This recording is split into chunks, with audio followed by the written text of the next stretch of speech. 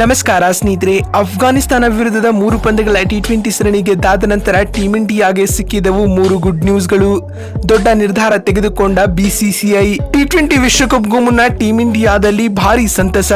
ಸುದ್ದಿಯ ಸಂಪೂರ್ಣ ಮಾಹಿತಿ ಏನು ಎಂಬುದನ್ನು ತಿಳಿಯುವುದಕ್ಕಿಂತ ಮೊದಲು ನೀವು ಕೂಡ ಟೀಮ್ ಇಂಡಿಯಾದ ಅಭಿಮಾನಿಗಳಾಗಿದ್ದರೆ ತಪ್ಪದೆ ಈ ಕೂಡಲೇ ಈ ವಿಡಿಯೋಗೊಂದು ಲೈಕ್ ಮಾಡಿ.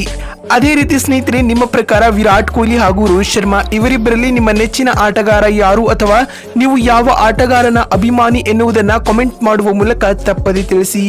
ಹೌದು ಸ್ನೇಹಿತರೆ, ಇದೀಗ ಅಫ್ಘಾನಿಸ್ತಾನ ವಿರುದ್ಧ ನಡೆದ 3 ಪಂದ್ಯಗಳ ಟಿ20 ಸರಣಿಯನ್ನ ಟೀಮ್ ಇಂಡಿಯಾವು ಭರ್ಜರಿಯಾಗಿ 3-0 ಅಂತರದಿಂದ ಏಕಪಕ್ಷೀಯವಾಗಿ ಗೆದ್ದುಕೊಂಡಿದೆ. ಈ ಮೂಲಕ ಟ್ರೋಫಿಯನ್ನ ತನ್ನ ಹೆಸರಿಗೆ ಸೇರಿಸಿಕೊಂಡಿದೆ ಸ್ನೇಹಿತರೆ. ಅಲ್ಲದೆ ಮುಂಬರುವ ಟಿ20 ವಿಶ್ವಕಪ್ಗೂ ಮುನ್ನ ಟೀಮ್ ಇಂಡಿಯಾ ಆಡಿದ ಕೊನೆಯ ಟಿ20 ಸರಣಿ ಇದಾಗಿತ್ತು ಸ್ನೇಹಿತರೆ. ಇನ್ನು ಇದೀಗ ಅಫ್ಘಾನ್ ವಿರುದ್ಧದ 3 ಪಂದ್ಯಗಳ ಟಿ20 ಸರಣಿಯನ್ನ ಕ್ಲೀನ್ ಸ್ವೀಪ್ ಮಾಡಿದ ತಕ್ಷಣ ಟಿ20 ವಿಶ್ವಕಪ್ಗೂ ಮುನ್ನ ಬಿಸಿಸಿಐ ದೊಡ್ಡ ನಿರ್ಧಾರವನ್ನ ತೆಗೆದುಕೊಂಡಿದೆ. ಈ ನಿರ್ಧಾರವನ್ನ ತೆಗೆದುಕೊಳ್ಳುವ ಮೂಲಕ ಟೀಮ್ ಇಂಡಿಯಾಗೆ 3 ಗುಡ್ ನ್ಯೂಸ್ ಗಳನ್ನ ಸಹ ನೀಡಿದೆ ಅಂತ ಹೇಳಬಹುದು. ಅಷ್ಟಕ್ಕೂ ಟೀಮ್ ಇಂಡಿಯಾಗೆ ಸಿಕ್ಕಿರುವ ಆ 3 ಶುಭ ಸುದ್ದಿಗಳು ಯಾವುವು ಅಂತ ನೋಡುವುದಾದ್ರೆ, ಮೊದಲನೆಯ ಗುಡ್ ನ್ಯೂಸ್ ಬಗ್ಗೆ ಮಾತನಾಡುವುದಾದ್ರೆ, ಈ ಬಾರಿಯ ಟಿ20 ವಿಶ್ವಕಪ್ ನಲ್ಲಿ ರೋಹಿತ್ ರವರ ನಾಯಕತ್ವ.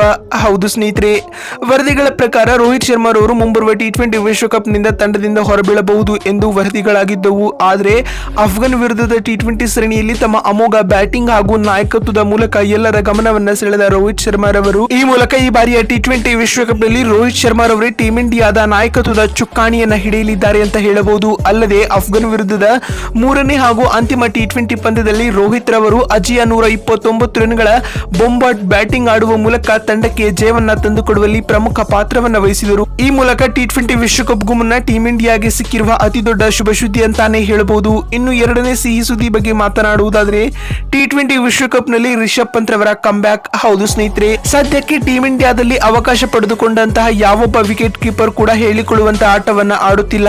ಬ್ಯಾಟಿಂಗ್ ಹಾಗೂ ವಿಕೆಟ್ ಕೀಪಿಂಗ್ ನಲ್ಲಿ ಗಮನ ಸೆಳೆಯುವಲ್ಲಿ ವಿಕೆಟ್ ಕೀಪರ್ಗಳು ವಿಫಲವಾಗುತ್ತಿದ್ದಾರೆ. ಅಲ್ಲದೆ ಈ ಒಂದು ಸರಣಿಯಲ್ಲಿ ಅವಕಾಶ ಪಡೆದುಕೊಂಡ ಜಿತೇಶ್ ಶರ್ಮಾ ಹಾಗೂ ಸಂಜು ಸ್ಯಾಮ್ಸನ್ ರವರು ತೃಪ್ತಿದಾಯಕ ಪ್ರದರ್ಶನವನ್ನ ನೀಡಲಿಲ್ಲ ಸ್ನೇಹಿತರೆ. ಆದರೆ ಇದೀಗ ಬಿಸಿಸಿಐ ಕೊಟ್ಟಿರುವ ಮಾಹಿತಿಯ ಪ್ರಕಾರ ಮುಂಬರುವ ಟಿ20 ವಿಶ್ವಕಪ್ ನಲ್ಲಿ ರಿಷಬ್ ಪಂತ್ ರವರನ್ನ ತಂಡಕ್ಕೆ ಸೇರಿಸಿಕೊಳ್ಳುವುದು ಕನ್ಫರ್ಮ್ ಎಂದು ಹೇಳಿದೆ ಬಂಧುಗಳೇ.